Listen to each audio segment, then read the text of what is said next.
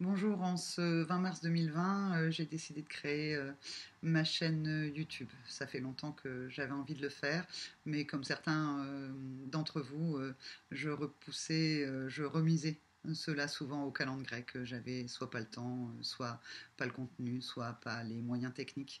Et puis est arrivé dans ma vie comme dans la vôtre le coronavirus, le confinement, le rester chez soi.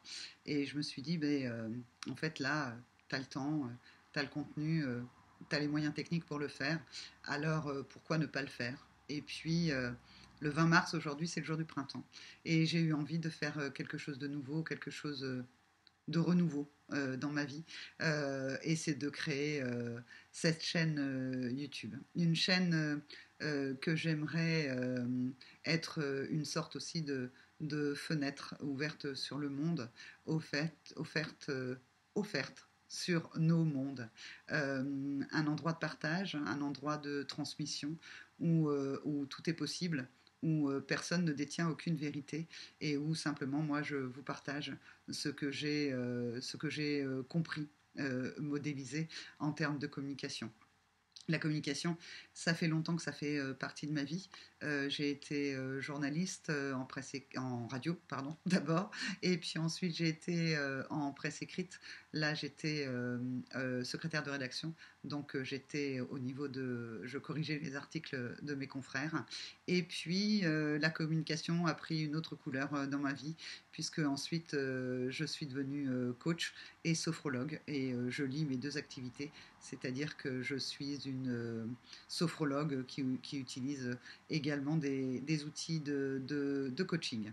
Voilà pour ma version professionnelle que je voulais vous partager en tout cas aujourd'hui. Alors cette chaîne sur la communication, cette chaîne plutôt sur les défauts de communication, sur parfois même les incompréhensions qui peuvent mener à la non-communication. Vous avez tous, j'en suis sûre, eu des conversations avec vos amis ou au bureau ou que sais-je, et bien sur quelqu'un qui vous disait je ne comprends pas cette personne-là, je ne la comprends pas, elle ne me comprend pas, on ne se comprend pas. On ne se comprend pas, et bien comme vous, moi aussi ça m'est arrivé.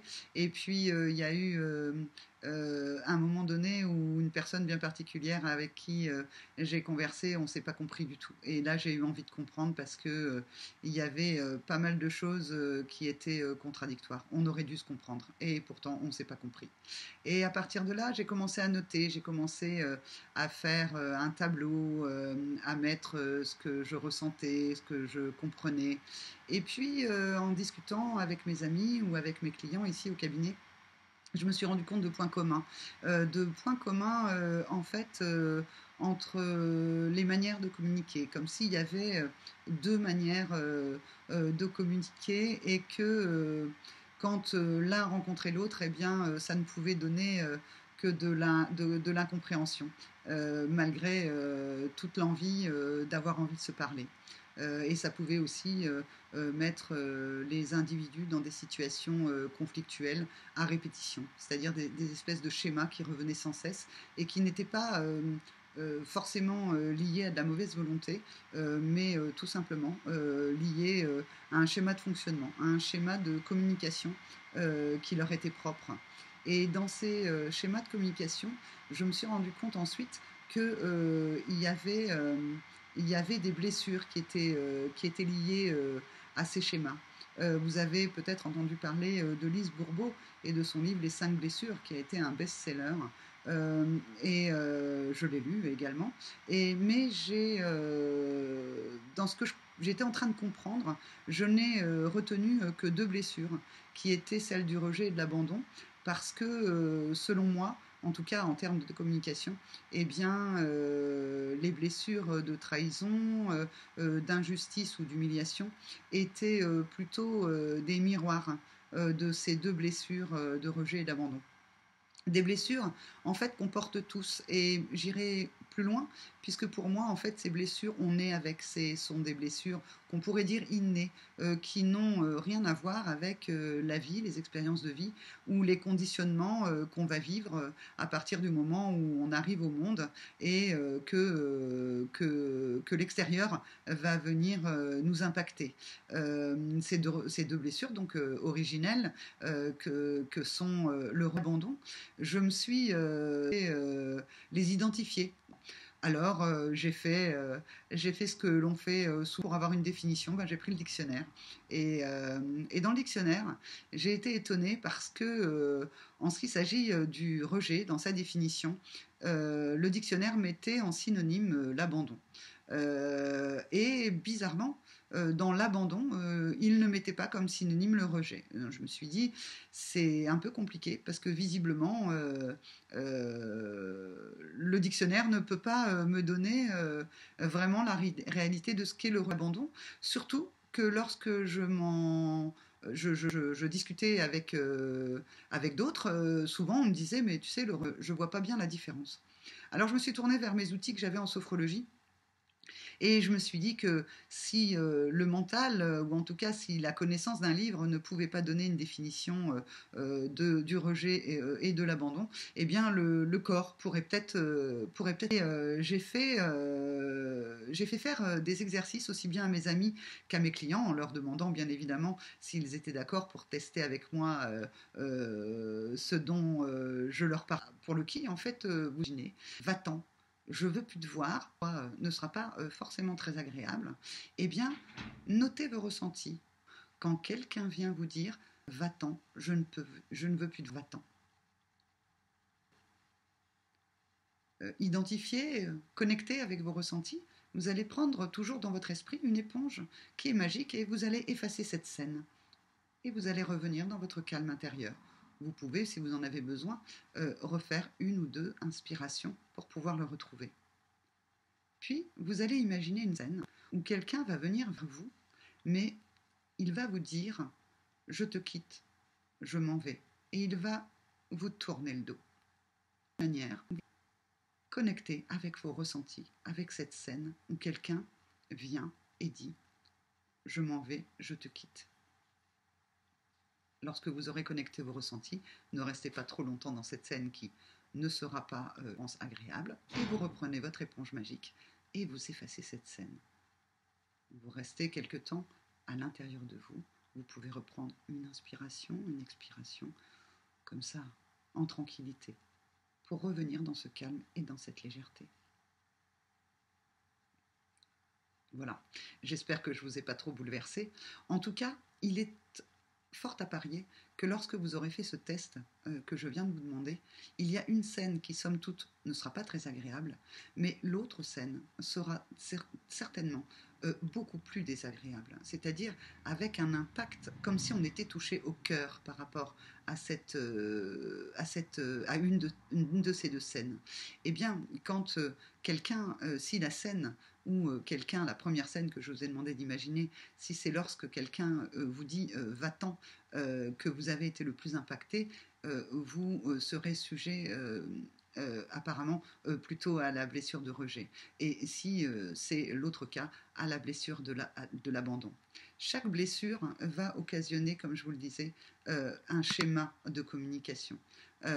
Et c'est ce que je vous propose par cette chaîne. C'est ensuite d'aller voir ces deux archétypes, ces deux types de communication pour pouvoir en avoir sur vous, pour pouvoir voir arriver les moments où en fait vous réagissez avec la peur plutôt qu'avec votre cœur et de pouvoir déjà vous connaître mieux.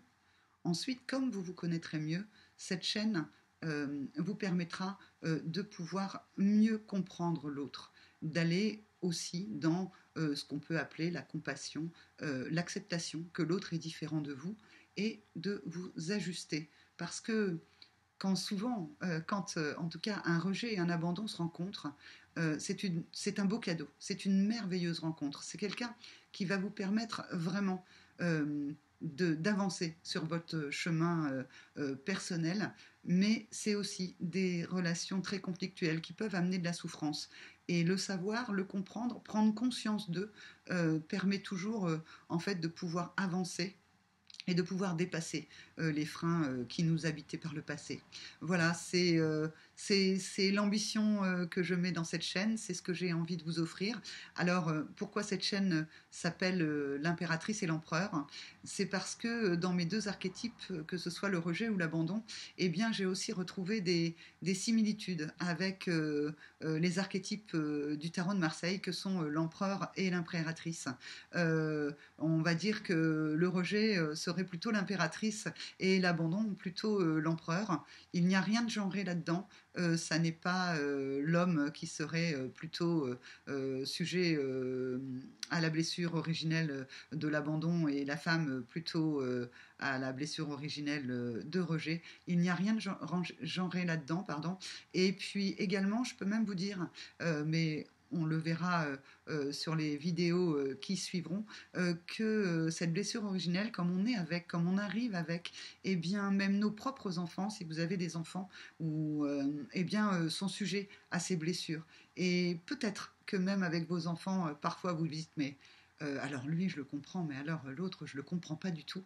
Et cette chaîne est aussi là, aussi, pour pouvoir vous rapprocher des vôtres. Alors des vôtres, votre famille, celle que vous connaissez, et puis peut-être les gens de votre travail, et puis peut-être des gens que vous ne connaissez pas encore, mais qui arriveront dans votre vie plus tard, et qui pourront, que vous pourrez accueillir de la plus belle des manières, parce qu'en fait, vous aurez compris comment vous fonctionnez, comment l'autre pouvait fonctionner en termes de communication, et de pouvoir en fait se relier au monde et dire ce que l'on a à dire sans blesser ou sans être blessé, euh, être, être en communion, en communauté, parce que encore plus aujourd'hui, je pense que nous avons cette sensation, en étant chacun chez soi, d'être tous reliés les uns aux autres. Et je vous souhaite une excellente journée, une excellente soirée, en fonction de l'heure où vous regarderez cette vidéo. Je vous souhaite un joli printemps. Je vous souhaite de trouver dans votre vie un renouveau, quelque chose que ces instants particuliers peuvent permettre de découvrir à l'intérieur de vous. Au revoir.